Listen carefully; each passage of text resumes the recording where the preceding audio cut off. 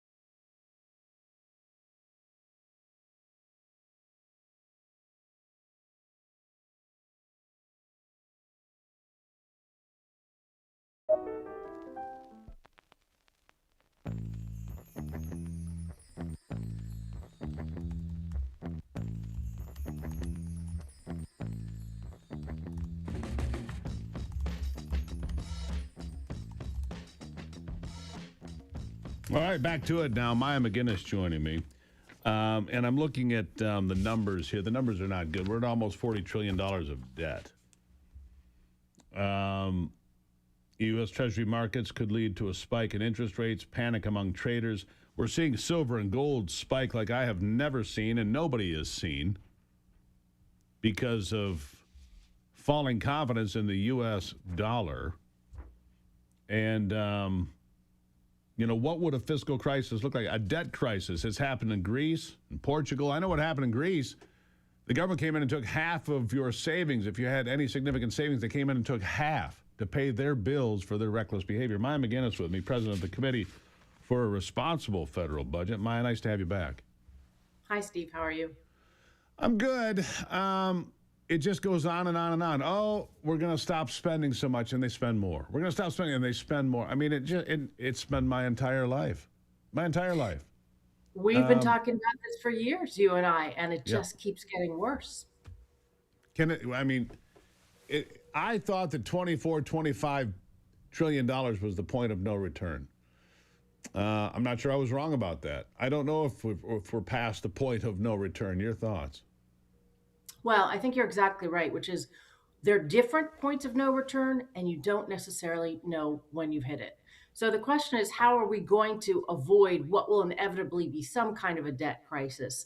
And we may already be in a moment where the basics of our debt situation, near record levels of debt, highest deficits we've ever had, not during a crisis, interest payments, one of the largest items in the budget and the fastest growing one, have all made it impossible to fix the situation in a way that will avoid undue hardship. And I think that's fair to say that there will be pain as we reconcile this. It could come out in lots of different ways. There are a lot of different sort of fiscal crises that could occur. You could see this in an interest rate spike. You could see this in massive inflation. You could see this in losing the trust and faith and value of our currency. One thing that people never used to talk about, but you hear now, is you could see it in a default of the US. But I think the point is that when your debt gets this large, the only way we will resolve this will cause pain for people in many cases who had nothing to do with making the choices that got us into this fiscal mess. Yeah. There's no way to reverse this because the problem is discretionary spending is less than 10% of the annual budget, right? Everything else is mandatory. Right? Everything's mandatory. And when you get down to the discretionary spending, they all fight over it like feral cats. They don't want to give up anything. And so how do we ever turn back? How do we ever go back the other way? I mean, they cut $3 billion out of the Michigan budget this year. It went from $55 billion in the state of Michigan to almost $85 billion from pre-COVID to post-COVID.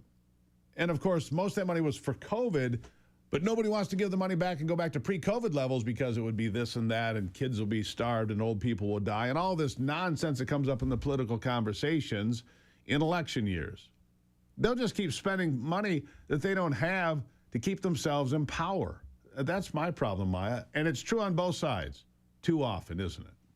Yes, it is. This is not about Republicans or Democrats. This is about politicians and the ease of which one tries to stay in power by giving more government things. So we know that once a spending program is put in place, even when it's supposed to be temporary, it's almost never pulled back.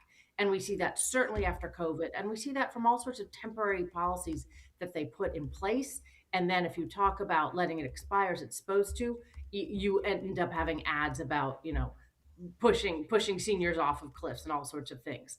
One of the biggest points, I think, is that where the real money is and where the structural problems are is in that non-discretionary portion of the budget. This is what nobody wants to touch. But Social Security, Medicare, and a number of other programs are the fastest growing parts of the budget. And when it comes to Social Security and Medicare, these two programs are going to be insolvent in 7 years if we don't make changes. So not only are they kind of busting the budget with their huge amount of growth, there's not enough money to pay the promised benefits. And in just 7 years from now, there will be across the board benefit cuts for everybody who's receiving Social Security or Medicare if we don't make changes. So while there's always the political incentive to delay and create no programs and never pay for them, which is the basics of budgeting, there will be real repercussions if we don't make changes in those two our most significant programs, which so many people depend on. So that should be the first moment. Think about this. Any person who is elected senator in this next election, they will be in office when Social Security becomes insolvent. They need to be telling us how they would fix those programs. And that's kind of the beginning of starting to level with voters about what it's going to take to right this fiscal ship. Yeah. I don't expect that anytime soon. I don't. Well, the one thing about Social Security is that seniors, when they realize that they are on the chopping block, if we don't make changes, they are a very active group, and they are going to say, "You can't possibly let this go on Well, any Social longer." Security was a lie, Maya. It was a lie from the time that FDR put it forward. It was supposed to be just something supplemental in addition to whatever else you worked for and saved in your life. It was never supposed to be a retirement plan, but that's what it's become. They were never supposed to use your Social Security number for identification, ever. That was written in the original law. Could never use it for identification. You can't do anything without a Social Security number. That's been true for decades. Everything about Social Security was a lie. It was never about security. It was about buying votes. And buying votes they have. That's all it was ever about, in my opinion. I don't think it was there to help people. Maybe I'm a cynic. Maybe I'm jaded. But look at where we are. Well, but the biggest lie is promising a certain level of benefits that we have no way to pay. That is unconscionable. People depend on this program. They're told they're going to get a certain level of benefit. When if you read the trustees report every year, it says we're not able to pay those benefits. And so if nothing is done, they will be cut abruptly and painfully for so many people. The average cut will be roughly $18,000 a year. This is not the way that you run any program. Certainly, this the largest federal government program. But it's not just Social Security and Medicare. It's the fact that we've put ourselves in a position where we face huge disruptions when the markets start to lose faith in us, and that could happen at any moment. You could see spikes in inflation that would eat away our the affordability of all of the goods and services in the economy. You could see a currency that loses its value. You could Well, see it's already doing that. That was my point about gold and silver. Gold and silver Yep. have been on a rocket ship for the last several months. Silver, They sure most have. notably, because it has Both of them utility. beating But record highs because of the loss of trust in the federal government, the way it's serving as a steward, and the possible chaos that could happen. what would be the down the trigger? road. We got about So 30 there's seconds. What would be the trigger for such a disaster? the problem is when you're on such thin ice as we are, almost anything could be the trigger. A weak treasury market where people don't want to buy our debt anymore. The government having a plan like they have in other countries to borrow a ton of money, all of a sudden that could create a crisis. Yeah. Or One failed just auction. anything around the world. Certainly one failed auction would be a One huge failed problem. auction of government T-bills. Boom. It's all all set over. in I a got to leave it cycle. there, Maya. You're exactly right. You've always been right. And nobody pays attention. Still not fixing it. Buy more silver. All right. Good talk. Greatly appreciate you. Take care. All right. Ivy's up next. She's going to lift our spirits. All right. After this.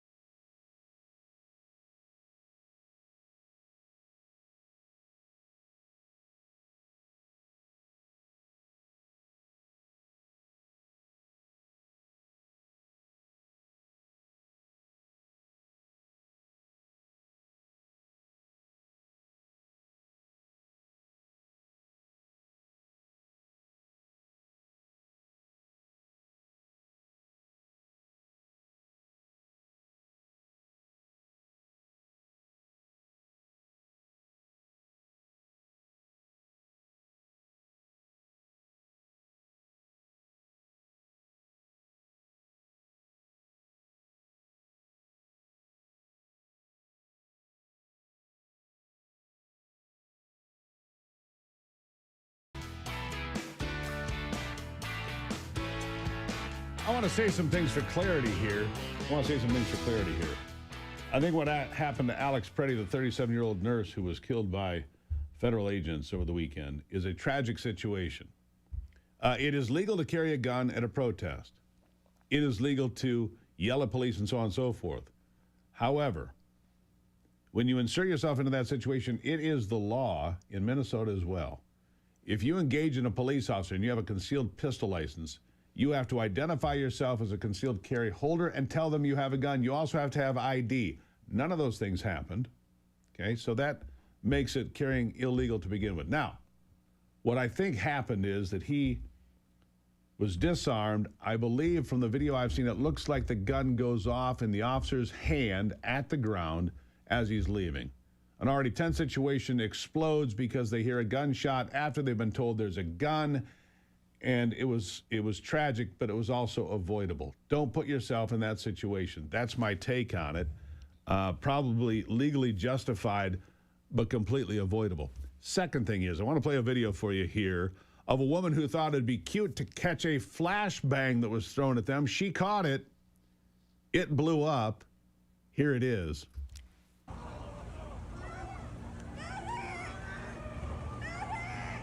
Medic. Oh my God. Oh my God. Oh my God. Yeah, she blew her hand up.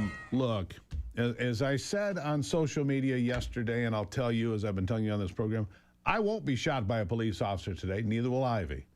You know why? Because we will, even if we're protesting something, keep a safe distance. Yell your slogans, have your bullhorn, whatever. But when you cross that line and go into the hornet's nest, you're putting yourself in harm's way. And I'm sorry this happened. Ivy, welcome to the program, of course. Good morning, Steve. Good morning. I do think, though, we have to be careful about being judge, jury, and executioner. Agreed. When we see things online. Again, this is why we have due process in this country. It will be investigated, and the truth about what occurred will come out. If you don't want to be shot, then don't go to those places. And don't fight with police. Don't fight with police. Don't try to run police over with your vehicle. Bad things will happen 100% of the time if you choose to do that. And these things are avoidable. Yeah. And it is sad, but we have to be very careful about doing this, because what do? We look at things online and then all of a sudden we come to our conclusions, but we only see very small perspectives and, little bits and pieces of what actually happened. We don't know what happened before. We don't know what happened during. We don't know what happened after. All we can see is from one person's perspective or two, or however many camera angles that you can watch. But listen, we're not investigators and we're not the law. Like, stop it already. Allow the justice system to do what it does, investigate, go figure out what happened. And if the officer needs to be held accountable, then he will. Yeah, but we'll see. It's unfortunate for sure. Like I said, I think it's probably technically a legal use of force, but it's tragic nonetheless because it didn't have to happen. It was the same with the other woman in Minnesota. But if you hit an officer with your car that caused internal bleeding, if you use your vehicle as a the Supreme Court's weighed in on this. If the officer believes he's in imminent danger from a motor vehicle, this has been ruled on by How courts is this at all any levels. different than if you are trying to save your own life, and if there was a vehicle coming at you and attempting to hit you? I mean, I don't know. I don't know. It's just people, I think we've gotten carried away on social media, and there's so much information online. There's so many videos, and everyone wants to be the decision maker on what was right and what was wrong. And the mainstream media has a narrative, and they like to spread the narrative that whatever they want you to believe. But anyhow, it is a sad state of affairs when those sorts of things occur. But comply, stay alive, or if you don't want to have your life at risk, don't go to those places at all. And by the way, Anthony pointed something else out today. I'll not be playing, center fielder with a flashbang today either. Oh, right, exactly. I mean, maybe this person was not taught to play with fireworks. Essentially, that's what it is. It's a giant, and again, firecracker in your hand. How close do you have to be to catch a flashbang? I don't know. I mean, usually they're hand thrown, so you're within throwing distance, right? Right. Again, trying to clear a crowd. You're creating this chaos. But it's called a flash bang. Where do you think the bang comes from? Well, it's going to explode. Maybe she thought it was tear gas. Who knows? But the fact of the matter is you're close enough to catch it when it's thrown in your direction.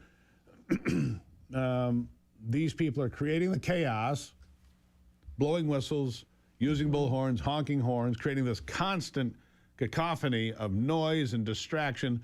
The adrenaline levels of these officers is already elevated. They've got to form these circles. And again, I say, only in Minneapolis. Mm-hmm. It's not happening in Dallas. It's not happening in Columbus. It's not happening in Detroit. Right. Because they won't allow it to happen. Because the local, state, and federal officials work together in most places. What's happening in Minneapolis is by design. Absolutely. And it's to create a narrative like this. That Trump is a totalitarian leader, that he is a king, and this is what he's doing to the civilians of this country, and how dare we, get people out of this country that are criminals. And it is purposeful to create division, to create hatred amongst our people, to divide us. Hey, if we're, it's, I don't necessarily like putting so much emphasis on this because, like I talked about yesterday, there's so much good things going on. Well, you just ran out of time. Yes. So tomorrow you can tell us about good stuff. Something's going on over there as you're typing away on something. Well, I'm just working out something about this whole situation. Same thing we're talking about. Was he right? Was he wrong? And it's not for us to decide. It's for a jury to decide, a court to decide, an investigation to decide. Love you.